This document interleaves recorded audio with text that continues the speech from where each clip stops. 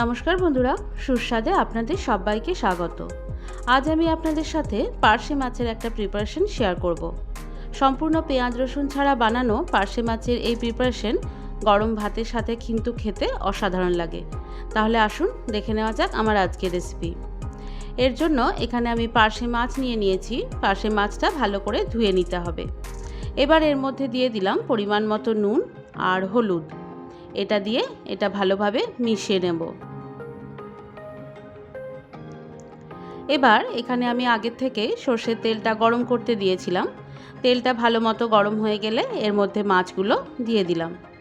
মাছটা দেওয়ার সময় লক্ষ্য রাখতে হবে যাতে একে অপরের সাথে লেগে না থাকে। এবার একটা দিক হালকা ভাজা হয়ে গেলে আরেকটা দিক উল্টে দিলাম। এভাবে উল্টে পাল্টে দুটো দিকই হালকা ভাজা হয়ে গেলে এবার মাছগুলো তুলে নিতে হবে।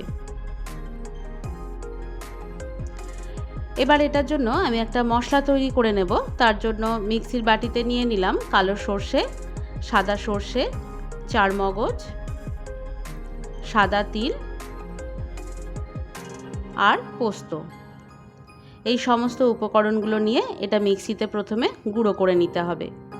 এটা গুঁড়ো করা হয়ে গেলে এবার এর মধ্যে দিয়ে দিলাম কাঁচা লঙ্কা আর সামান্য একটু জল।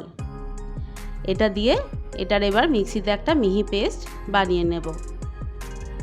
এবার কড়াতে ওই তেলের মধ্যেই দিয়ে দিলাম কালো জিরে আর কাঁচা লঙ্কা। এই ফোড়নটা দিয়ে 10 থেকে 15 সেকেন্ড মতো নেড়ে নিতে হবে। এবার এর মধ্যে আমি যে মশলাটা বানিয়েছিলাম সেই মশলাটা দিয়ে দিলাম। মশলাটা দিয়ে 2 থেকে 3 মিনিট মতো মিডিয়াম ফ্লেমে এটা নেড়ে নেব। 2-3 মিনিট নেড়ে নেওয়ার পর এবার এর মধ্যে মশলার বাটি ধোয়া জলটা দিয়ে দিলাম। আর দিয়ে দিলাম পরিমাণ মতো নুন আর সামান্য একটু হলুদ।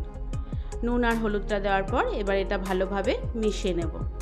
ভালোভাবে মিশিয়ে এবার এটাকে হাই ফ্লেমে ফুটতে দেব।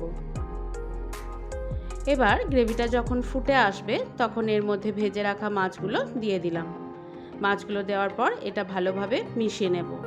মিশিয়ে এটাকে 3 থেকে 4 মিনিট মিডিয়াম ফ্লেমে ফুটিয়ে নিতে হবে।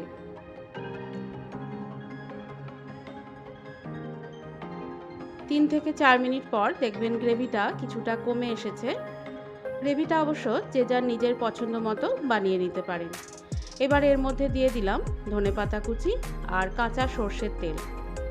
এটা দিয়ে এটা এবার ভালো করে মিশিয়ে নেব।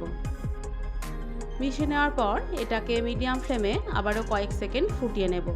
তারপর গ্যাসের ফ্লেমটা বন্ধ করে মিনিট 10 জন্য এটা রেখে দেব। মিনিট 10 পর ভাতের সাথে পরিবেশন করতে হবে পার্শে মাছের এই রেসিপিটি। আমার আজকের রেসিপি ভালো লেগে থাকলে লাইক, শেয়ার, কমেন্ট করার সাথে সাথে চ্যানেলটিকে সাবস্ক্রাইব করে বেল আইকনটি ক্লিক করারও অনুরোধ জানালাম। সকলে সুস্থ থাকবেন।